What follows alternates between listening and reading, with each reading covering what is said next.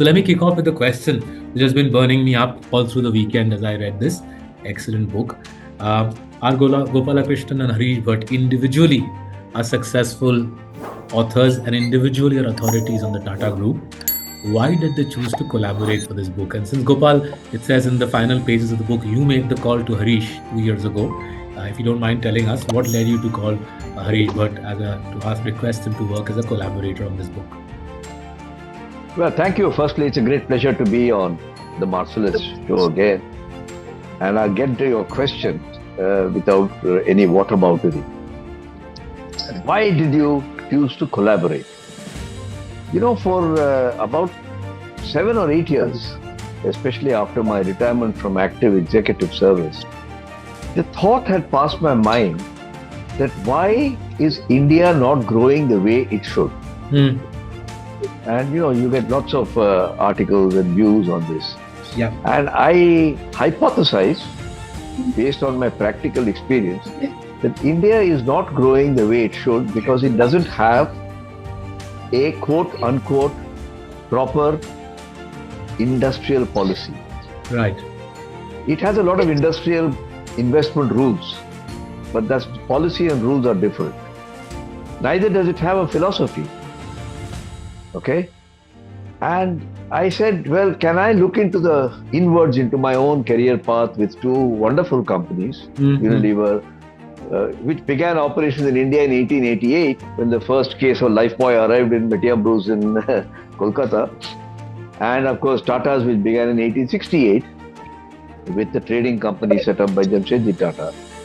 And I started to find that both these companies had 3 things. They had a philosophy, they had a policy, and they had some practices.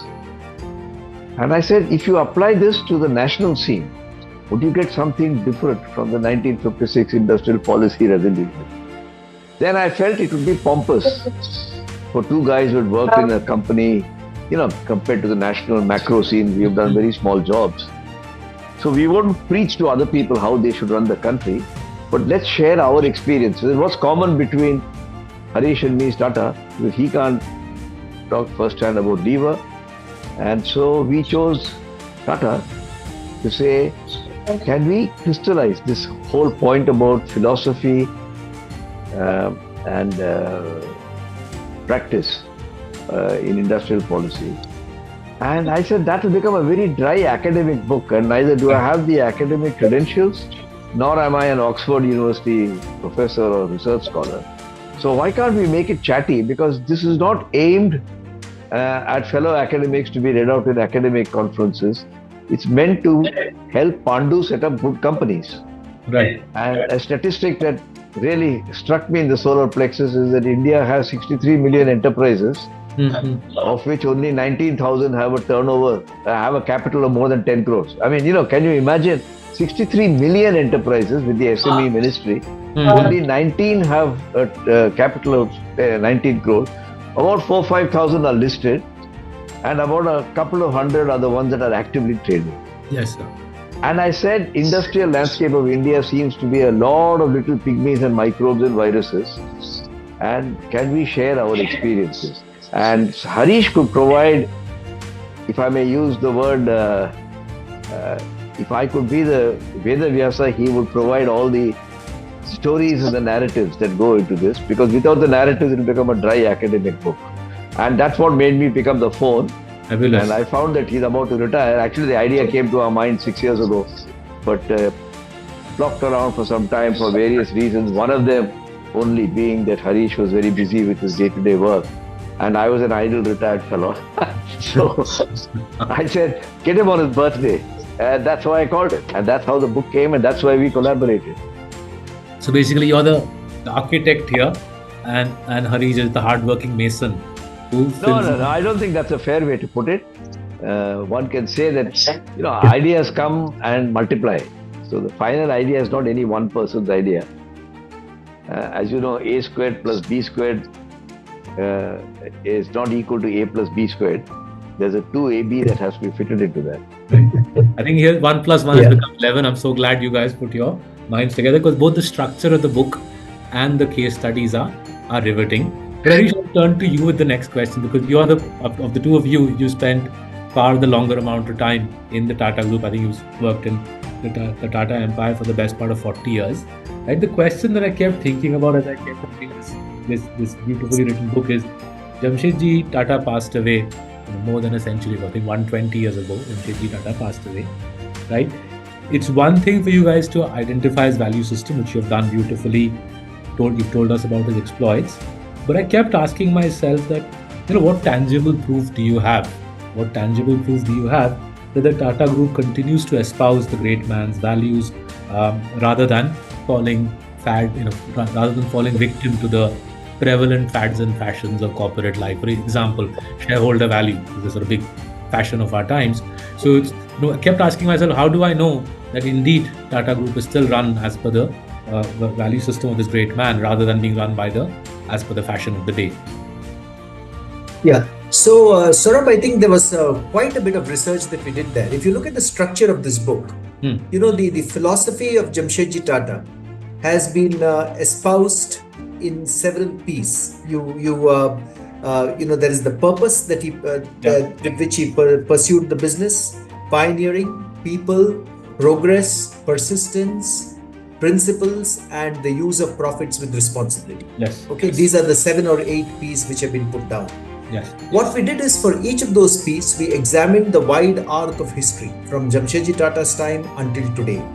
And between Mr. Gopalakrishnan and myself, we established that whether it was the central purpose of the organization, that the community and nation is center stage, nation building is the core purpose of the group, or whether it be persistence with key strategic initiatives which are in the right direction and which need to come to fruition, or whether it is indeed principles and doing business with integrity. We had a discussion to establish how that chain has flown ever since Jamsetji Tata's time until today. And we said, rather than do this conceptually, let's look at specific examples from the times of Jamsetji Tata, Saurabh Tata, JRD Tata, Ratan Tata, right until the modern age, to establish whether that particular P has flown through the wide arc of 156 years of history.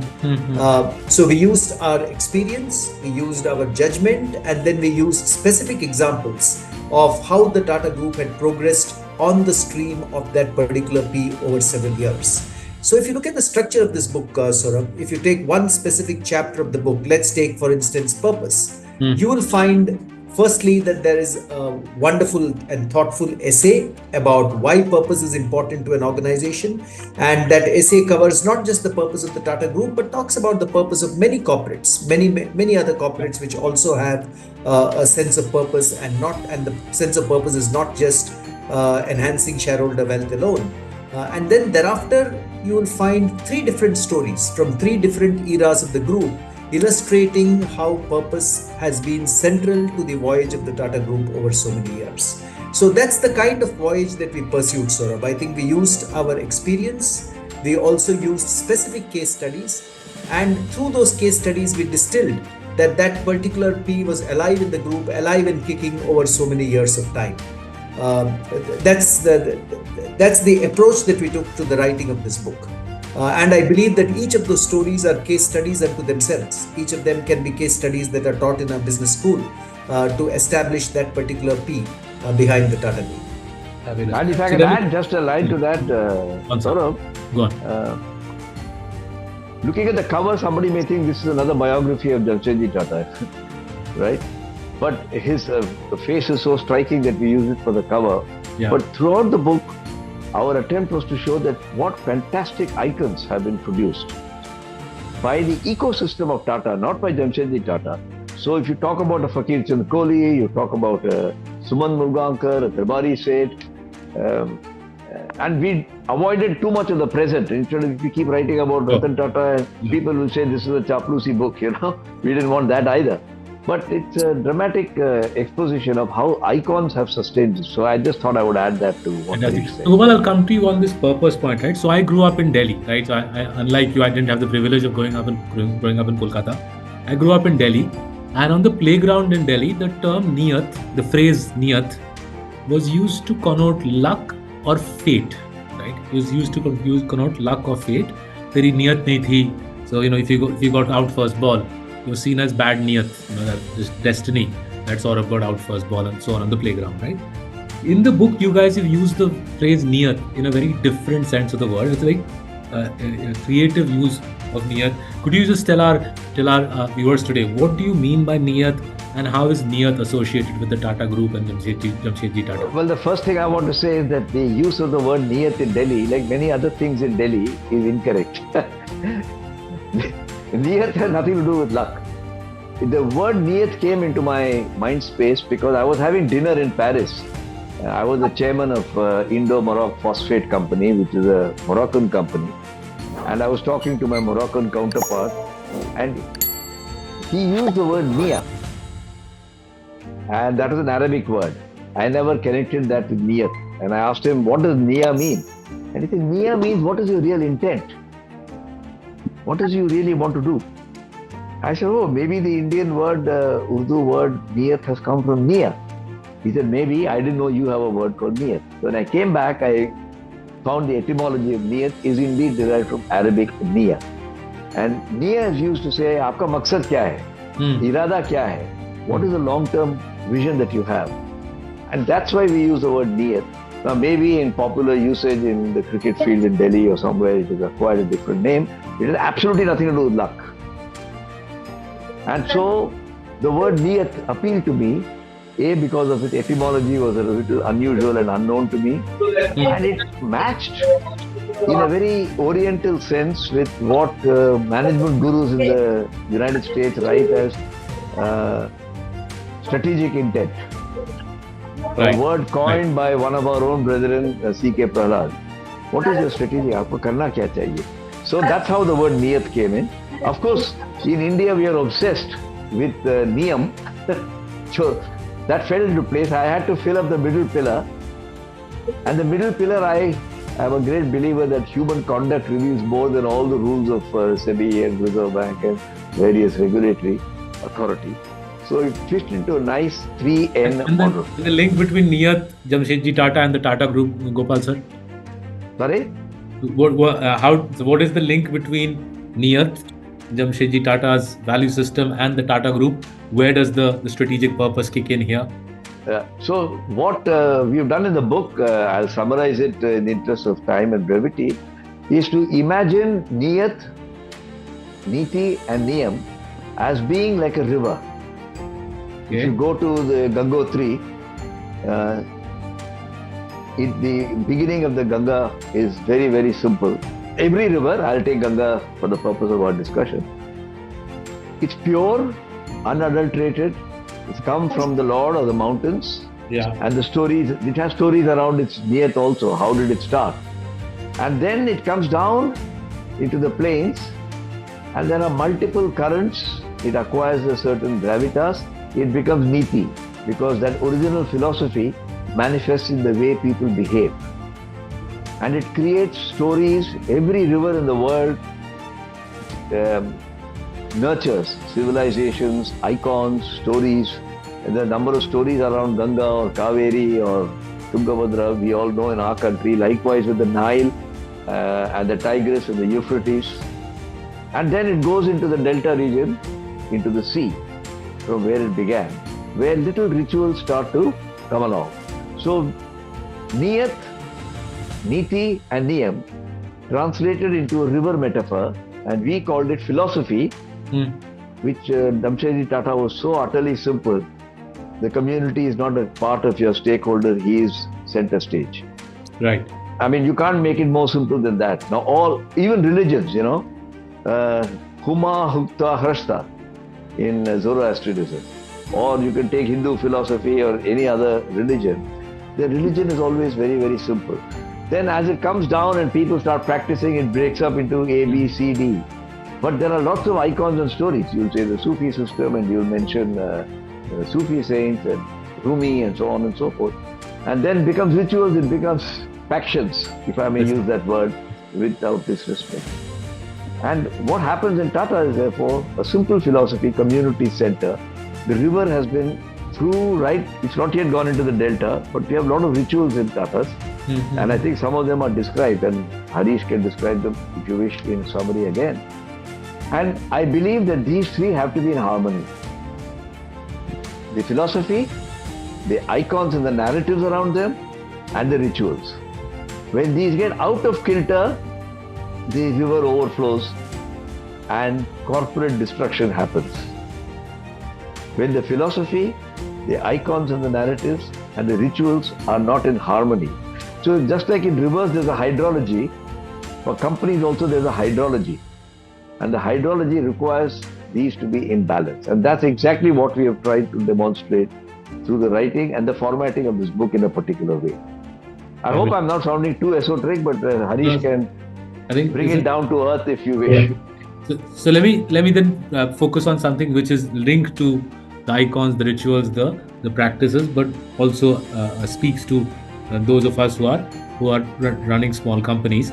So in the people chapter in the book, you guys write, and I quote, a rigorous discipline of planning and pursuit of talent excellence is either weak or absent in many Indian companies. Quite often there exists no defined process. I think you're referring to talent management here.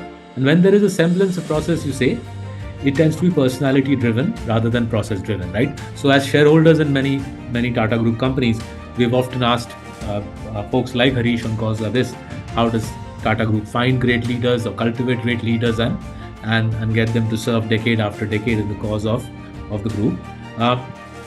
You make a very powerful link between Jamsetji's values and how they've taken the Tata Group in a different direction relative to other companies with respect to talent management. So Harish, again, you spent 4 decades there. What is the link between Jamsetji Tata's values and the impact that has on fabulous executives like the folks at Titan or at Tata Consumer serving there for so long? Yeah. So Saurabh, you're absolutely right. The Tata Group has been blessed to have a wonderful pipeline of leaders and managers over the decades. If you look at the people chapter in this book, first and foremost, Saurabh, if you go back to the times of Jamsetji Tata, where he was probably his own CHRO, and you look at the process he followed to get people to head enterprises that he created, you will see that he used very, very good logic of recruiting people for their attitude, then training them for their skills. The first person he recruited as leader was Bisonji Mehta, who ran the Empress Mills for him. Bisonji Mehta came from being a ticket inspector and a station master in the Indian Railways. But Jamsetji Tata respected him for his integrity, his common sense, his people management, and he delivered superbly to make the Empress Mills one of the most profitable enterprises of its kind. And he stayed behind with Jamsetji Tata for the rest of his life because he believed in Jamsetji Tata's philosophy of putting people, employees, community center stage. He stayed with him throughout. That is the case with several other people who I have quoted here. People like Burjorji Patsha or people like Charles Page Perrin, who came from New York. And if I extend this right until today, Saurabh, I cannot assume to speak for all my colleagues, but somewhere in this book, in the people chapter, I have described my own voyage. I have spent my entire career with the Tata Group, 37 years, and I've often been asked why. The reason is the same reason that Bisonji Mehta spent those years with the Tata Group 120 years or 130 years ago. That the philosophy of Jamsetji Tata of putting the community center stage, contributing to the nation and having a larger purpose for the enterprise has also appealed greatly to me and appeals greatly to so many of my colleagues across many Tata Group companies. Now, what that does, Saurabh, is of course, working at a job, it's very important to have interesting work to do, very important to have career progress, which no doubt Bisonji Mehta had, and I have also had in my career. But what it also does, it gives you a higher purpose. It also gives when you're working with the Tata Group that you're contributing not just to the success of an individual enterprise, but somewhere through the Tata Trust, through the ownership that the Tata Group has, you're eventually contributing back to the community and the nation. Because if your viewers do not know, then I should explain that 66% of the Tata Group is held by the Tata Charitable Trust. So 66% of all dividends issued by Tata Sons go to the Tata Charitable Trust and then are invested in the building of cancer hospitals, the Tata Memorial Hospital in Mumbai, the Tata Cancer Hospital at Rajar Haut in Kolkata, or a network of cancer hospitals coming up now, or the Tata Institute of Fundamental Research, the Tata Institute of Social Sciences, the fight against COVID-19. So all that joins together to give you a higher purpose. So that's one reason, Saurabh. The other reason is the Tata Group works with a lot of integrity. One of the things that Jamsetji Tata emphasized to Besonji Mehta in the Empress Mills was the need for absolute integrity in the way they did business. And Jamsetji Tata says this in 1895, that we don't think we are more generous or more philanthropic than others, but we think we started this business on sound and straightforward business principles. And that continues until today.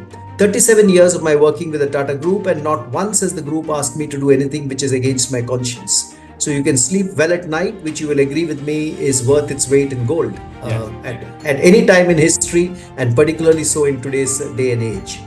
So I think it's a combination of the purpose of the group. It's a combination of doing business with integrity. It's a combination of good, interesting work. And it's a combination, I started in Tata Tea, and I must say I competed at that time against Mr. Gopalakrishnan's ex-company, Hindustan Lever. We were a small plantation company trying to establish brands in India. And we gave Unilever a fight for its money, and we established very strong brands which are favorites in the country today. Tata Tea, Chakra Gold Tea, Tata Tea Agni, and so forth. That was the experience of a lifetime. How often do you get to do that? But the Tata Groups empowers you, enables you to do what you want, and gives you very interesting work to do as well. So it's a combination of many of those factors, Saurabh, which I think were prevalent in Jamsetji Tata's time, prevalent across the decades, and continue to prevail in the Tata Group until today. Fabulous. So time is ticking away. I've got 3 minutes which I want to use for asking Gopal one last question, and then we'll turn to the Q&A box, which Salil will take questions from. Folks, keep punching in your questions in the Q&A box. The queue is swarming up, but we'll try to make the most of the remaining 33 minutes we have with these luminaries. So Gopal sir, Sir John K has been our corporate strategy advisor for pretty much the entirety of my business career. And earlier this month, John published his latest book, The Corporation in the 21st Century. It went straight into the FT's shortlist for Book of the Year.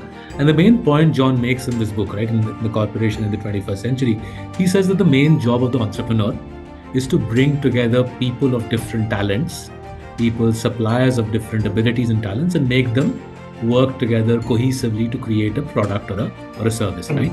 Now, in this book, in the book on Jamsetji Tata, you've given several examples of remarkable examples of, over the last 125 years, how different generations of leaders in the Tata Group have brought together people of different talents and made them work together for a cohesive purpose. The most dramatic, I thought, was the creation of Tata Steel, and how Jamsetji went to the other end of the world and hired one of the world's great engineers. So Gopal, do you just want to tell us a little bit more about that episode of the creation of Tata Steel and how that exemplifies much that is great about this business icon? I think you framed your question very well, because it's a question of, can you tell us how it exemplifies? Because Tatas have done it repeatedly. Yes, sir. The Western narrative is usually about core competence and knowing everything there is to know about steel making or aluminum making. Yes. Jamsetji Tata never pretended that he knew everything about steel making, but he was quite an itinerant character. I think he traveled for 50-60% of the year. Wow. And in those days it was by steamer. From the records he has written of his travels, I did a rough, and I don't stand and present this as research, but he traveled 50-60% of the time. Of the 60%, probably 30% went on steamers and 30% in talking to people. Wow. And the first thing I want to say is that he obviously saw the world outside and himself as a window of the world outside into the company. And when I look today, when I was in service, Ratan Tata used to travel maybe even more than 60% of the time, but his efficiency of connection was far greater because of air travel and so on and so forth. So that's one thing. Keeping your mind open to new ideas. That's the first thing. The second is domain knowledge. You didn't know about steel, so you go and get the world's best steel guy. And Charles Page Perrin, which Harish has mentioned, and the very dramatic story of how he went and persuaded Charles Page Perrin, and what Charles Page Perrin's reaction was to all this has been described in this book and many other stories.